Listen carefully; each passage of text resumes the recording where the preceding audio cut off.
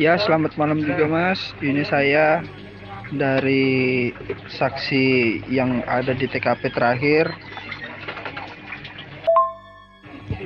Jadi di sini Mas, saya dengan adik Eki dan Pina itu memiliki hubungan yang sangat dekat ya. Tapi di luar daripada geng motor. Karena adik Eki itu seperti adik saya sendiri. Kalau untuk Linda Mas, itu saya dikenalkan oleh Eki dan Pina karena pada malam kejadian itu si Eki nelpon saya bahwa mau menjemput adik Vina. Kalau untuk kenalnya dengan Mbak Linda, ya udah lama sih Mas. Cuma belum pernah yang namanya kita jalan bareng. Yang adanya itu saya dan Eki aja. Jadi ketika Eki punya masalah dengan Pina, Eki cerita dengan saya curhat. Begitupun dengan Pina. Jika dia punya masalah dengan Eki, dia juga curhat sama saya. Jadi ibaratnya itu saya kan paling tertua. Nah, ibarat itu saya paling tertua. Jadi saya kalau ada apa-apa mereka itu dia itu memberitahu. Oke Mas, bisa diceritakan nggak kronologisnya dari versi Mas Melmel ini pada saat malam kejadian Vina dan Eki dibunuh? Jadi di sorenya itu Eki nelpon, Kang ada kegiatan nggak nanti malam? Kalau nggak ada kegiatan, nih aku mau cerita nih ada masalah dengan Egi, bisa nggak diselesaikan? Tapi saya nggak tahu Mas itu masalah apa. Ya saya pikirkan biasalah anak-anak muda. Paling nanti juga teguran lagi. Saya berpikir seperti itu kan. Oh ya sudah dek. Nanti malam kita janjian di mana? Saya bilang gitu kan. Ya udah nanti Akang saya telepon lah. Dia bilang begitu. Nah setelah itu Mas, malamnya ini sekitar jam setengah 8 itu saya telepon ini si Eki. Dek, jadi nggak kita ini malam jalan? Kalau kamu mau jalan bawa Pina, ya bawa juga dong Linda. Masa Akang sendiri? Tuh guyonan saya kan Mas. Oh iya sudah Kang. Nah, Akang kita janjian tempat biasa. Sekalian nanti kita jemput Pina dan Linda. Ya sudah, oke kita akhirnya meluncur lah. Saya ini kan ketemu lah dengan si Eki ini. Akhirnya sudah ketemu. Kita jemput si Pina dan Linda. Kita sempat jalan-jalan ini. Di alun-alun itu sempat jalan muter-muter, muter-muter. Setelah muter-muter itu kami sempat beli apa ini namanya minuman lah. Nah, ya, dek kita beli minuman dulu lah, mampir. Nah, akhirnya kita ini mampir beli minuman. Jadi setelah kami mampir beli minuman itu, di situ Pina sempat gelisah itu. Kang, biar Pina goncengan sama Kang aja lah pulangnya. Biar si Linda sama Eki. Tapi mereka berdua kan berdebat. Oh, kenapa begitu? Kan awalnya kita berdua kata. Nah itu saya bilang udah nggak usah ribut. Sembarang aja yang mana mau ikut. Saya bilang begitu sama si adik Eki kan. Nah dalam itu ada beberapa motor itu lewat gitu. Dia lewat dan terakin Eki.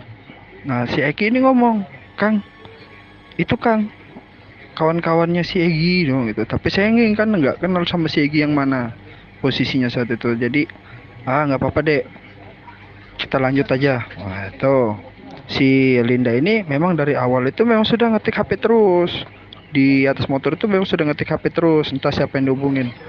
Setelah itu ya kita lanjut aja jalan ini. Setelah lanjut jalan ini pas motor sudah lewat kan, yang tadi tuh saya bilang kawan-kawannya Egi sudah lewat itu si Egi ngomong, ya nggak apa-apa dek, aman aja. Tuh kami lanjut. Jadi akhirnya nih kami lanjut nih Mas jalan.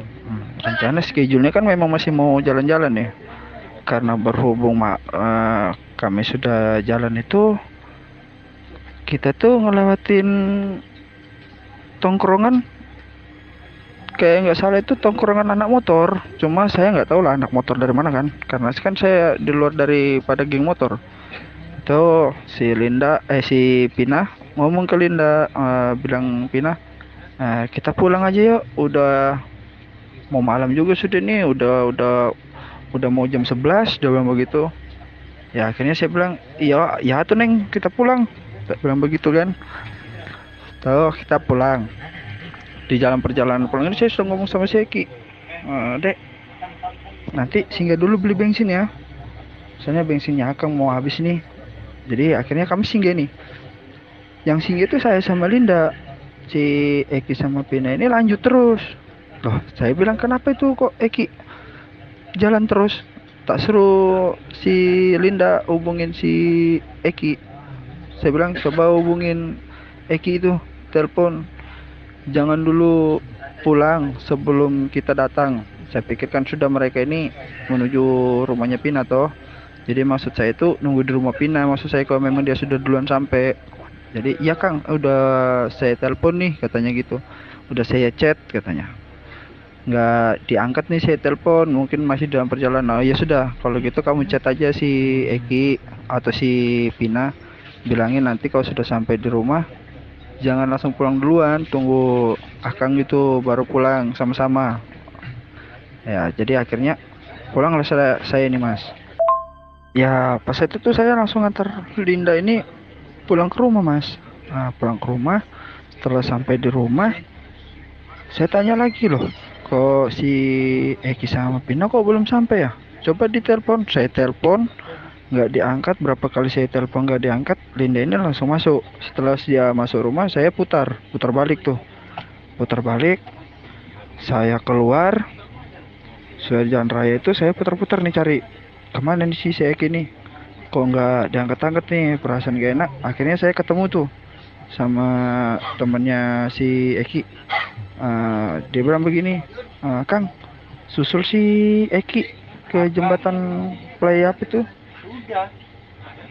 Dia bilang susul Eki di jembatan apa gitu, dia bilang malam itu. Dia bilang si Egi sama kawan-kawannya tuh mau berantem tuh, mau kasih pelajaran ke Eki itu. Nah, akhirnya saya nih panik kan, langsung lah saya ini langsung meluncur ke lokasi tuh. Sebelum sampai di jembatan itu saya itu melewati ini SMP 11. Nah, di SMP 11 itu saya taruh motor tuh. Saya lihat tuh mereka tuh di dalam. Saya juga nggak berani untuk masuk ke dalam karena ini Pina sama Eki ini sudah dipukulin gitu. Tuh ada warung yang masih buka ya Mas, ya nggak buka full, maksudnya itu sudah mau tutup lah. Di situ tuh ada laki-laki Mas, saya ajakin untuk masuk ke dalam, nggak berani. Nah dia nggak berani masuk ke dalam, akhirnya saya lah memberanikan diri ngendap, akhirnya mereka itu ya Mas. Jadi pas setelah saya sudah ngendap, saya ngelihat itu penyiksaan di 11 orang itu Mas, semuanya tuh ya itu Pina itu Mas. Saya mau maju tapi saya nggak berani, apa nanti saya jadi yang ketiganya, saya bilang begitu kan. Kalau si Eki di lokasi itu juga sudah nggak bisa ditolong. Jadi setelah Pina selesai digituin, mereka bawa ke jembatan itu. Nah di situ mereka taruh Eki dan Pina ya. Setelah mereka pergi tuh, saya ngampirin. Saya sempat tuh megang si pertama tuh, saya megang Eki ya. Di situ memang sepi betul lah Mas. Akhirnya saya tuh megang Eki, saya periksa Eki, nggak ada, memang sudah pergerakan. Jadi saya pindah ke Pina. Pina ini kan sudah sebagian bawahnya kan Jadi saya yang terakhir nutupin si Pina pakai baju TC itu. Saya yang nutupin terakhir itu. Tuh Pina masih ngerespon saya tuh. Pina masih bernapas, masih ibaratnya membuka mata lah. Saya sempat bilang, maaf Neng, Akang terlambat datangnya. Dia cuma mengeluarkan air mata gitu ya Mas. Dia cuma mengeluarkan air mata, ingin ngasih tahu tuh ada yang mau disampaikan ke saya, tapi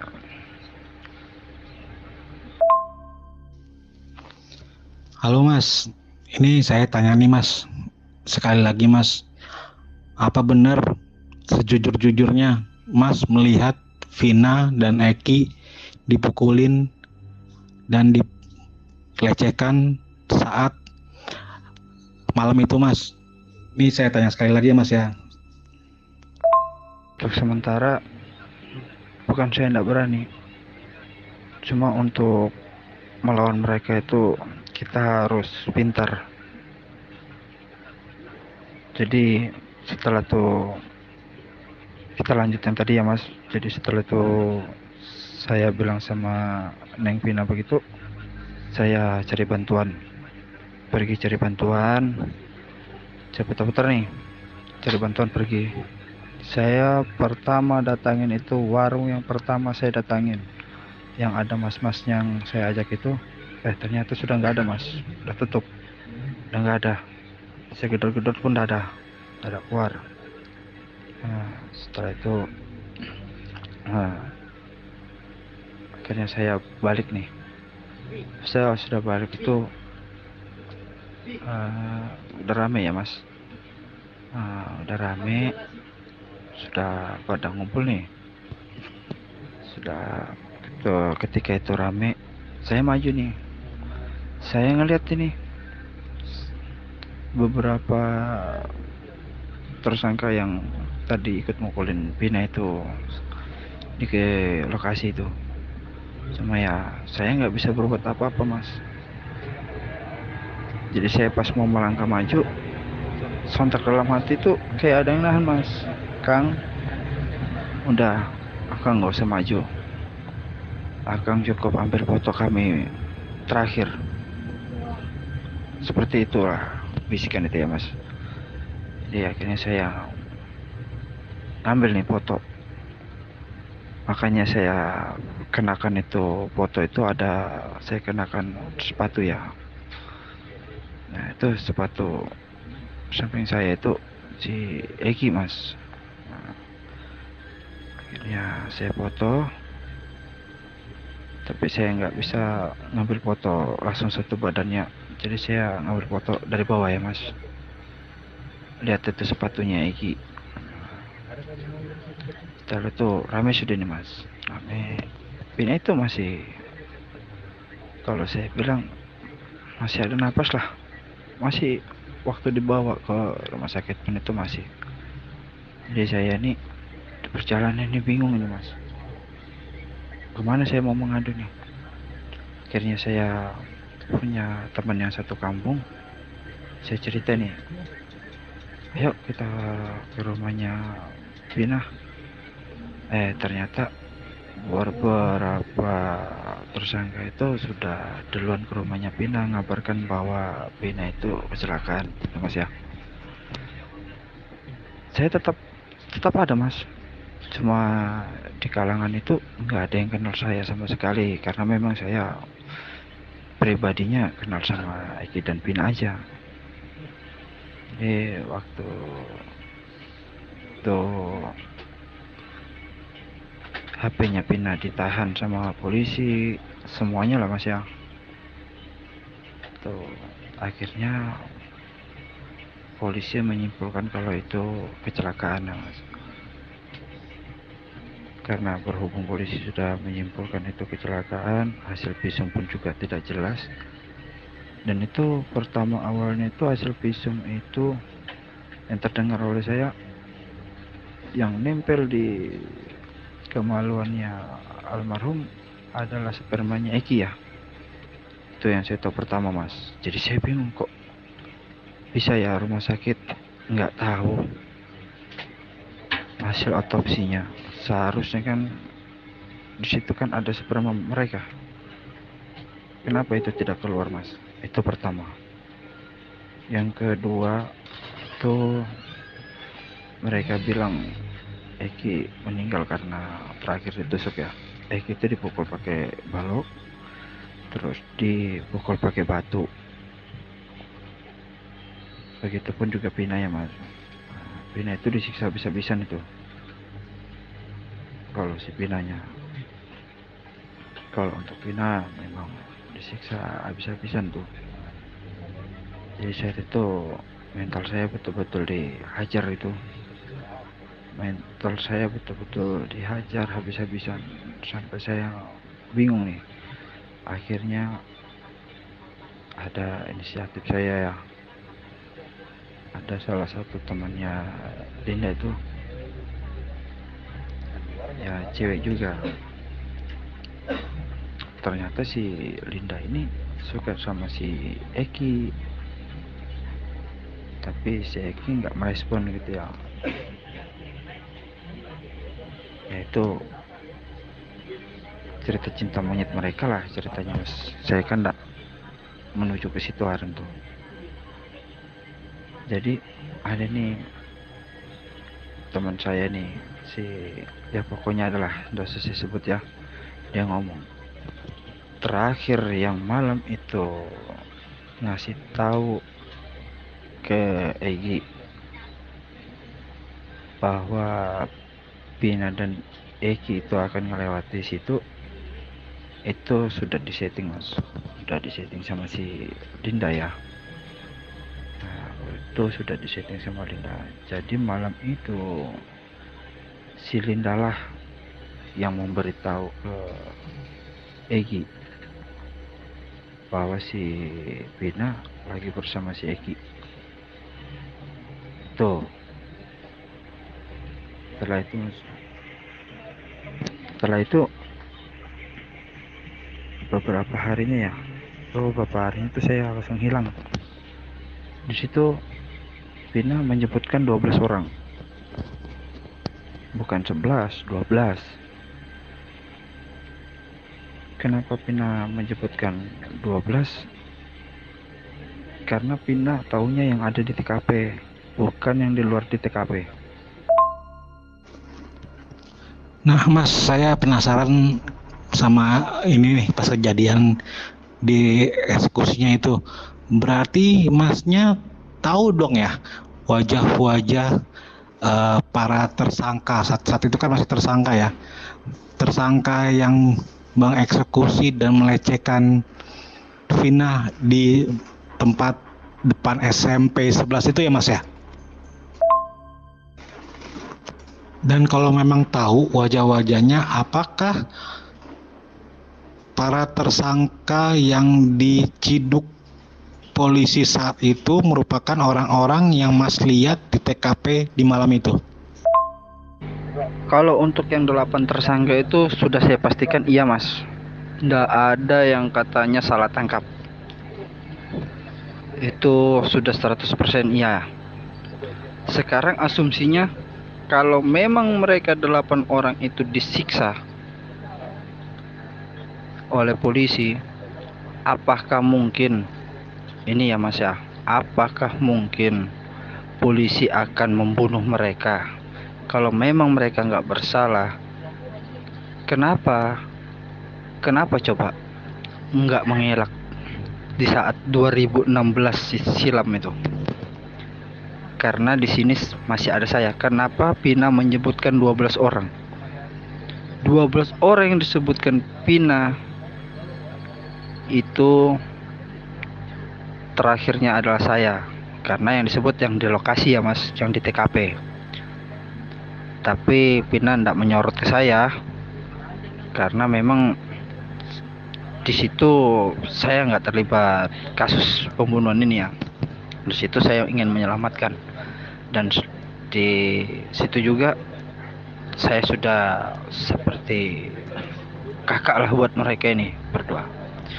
Orang yang pertama tersakiti itu adalah saya, Mas. Jika hukum tidak bisa memonis mereka, maka hukum saya sendiri yang akan memonis mereka.